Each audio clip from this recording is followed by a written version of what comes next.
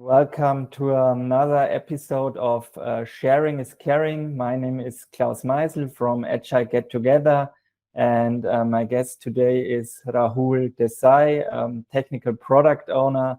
Rahul, welcome. Great to have you here. Thank you, Klaus. Thanks for having me. Currently I'm working as a technical product owner at Publicis Media, which is an advertising and ad tech company. My job as the product owner is basically to focus on the different API and data integrations that Publicis' clients have with different data sources of advertising performance data, such as Facebook, Twitter, any kind of social media platform that you can think of where ads are running. My job is to make sure that the clients who have run those advertisements get back data for the advertisement campaigns that they are running and make it it should always be available to them. I've also worked as a product owner / manager in the travel and the e-commerce industries, both here in Germany and in India. Okay, yeah, great. Thanks for this short introduction of your person. And you brought a very, very important topic today. You are going to tell us something about discovery, and that discovery is a must-have or a must-do for product owners and for product managers. And this is especially a problem that I see with junior product managers or new product managers or product managers who are new to the industry. What happens is that often they do not know what to solve and why they should be solving it. And as I've mentioned earlier, talking to your customers is a great way of finding out what is stopping them, and knowing the product processes itself is a good way of knowing what the product solves and why. But one should always go a step further, and one should find out, number one, how does the product make money? Like, for example, if we look at a product like Airbnb, we could say that the total number of vacations booked into the average number of nights per stay per vacation will give you the total that one expects to make in that year, which is the revenue. Okay, so that's the way they make money. That's their formula. You should find out how your product is making money. Some products will be on a strictly sales model, like I sell the product for $5 million for 5 years to a certain company, and then that's it. I'm getting the 5 million, no more. Other products will be on a subscription model. So find out what your product's business and monetization model is. Once you found that out, try to find out what are your product's what business goals is it solving.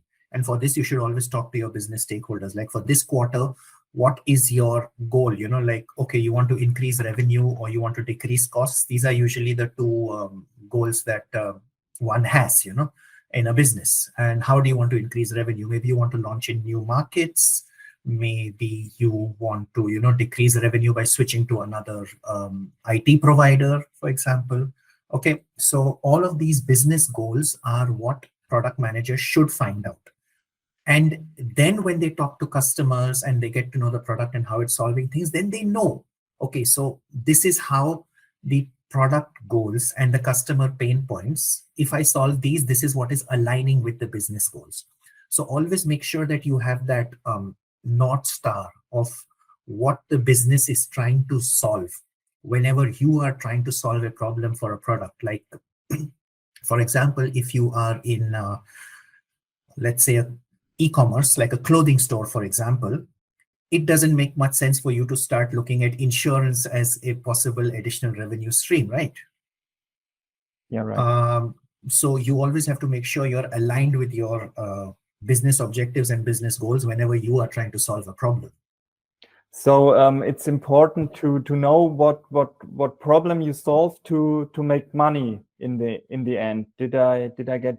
It's important to know that the problem that you are solving is directly contributing to the business goal. Like for example, if you work at let's say a streaming company like YouTube or Hulu or something, and one of the problems that customers is telling you about, is that sometimes the streams are very, very slow. And so after you do some research, you discover that lots of customers have this problem. And so you decide to start solving for this problem, maybe by, increasing the number of servers available, or increasing the number of instances that you are deployed on. But then you come to know that one of the main business goals for this year is decreasing costs. And what you have done is just increase costs. Yeah. So you solved the customer problem, but it's not aligned with your business goal. Yeah. So you have to combine the both Yes. to get the best outcome. Yeah. Yes. And the best way to do this is, of course, talk to your customers, but don't be the single person talking to your customers. Don't be the bottleneck, don't be the blocker. Whenever you talk to a customer, it is always good to involve someone from, let's say, your user experience team, and someone from your technical team as well, a lead developer or a lead engineer or someone like that. Because when they sit and hear the problems, each one is bringing a different perspective to it, So the user experience person will tell you whether something is, good to solve.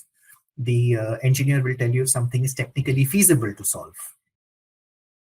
Yeah. And you as a product owner are representing the business, so you will decide whether it needs to be solved. Okay, great. Yeah, thank you for this little insight.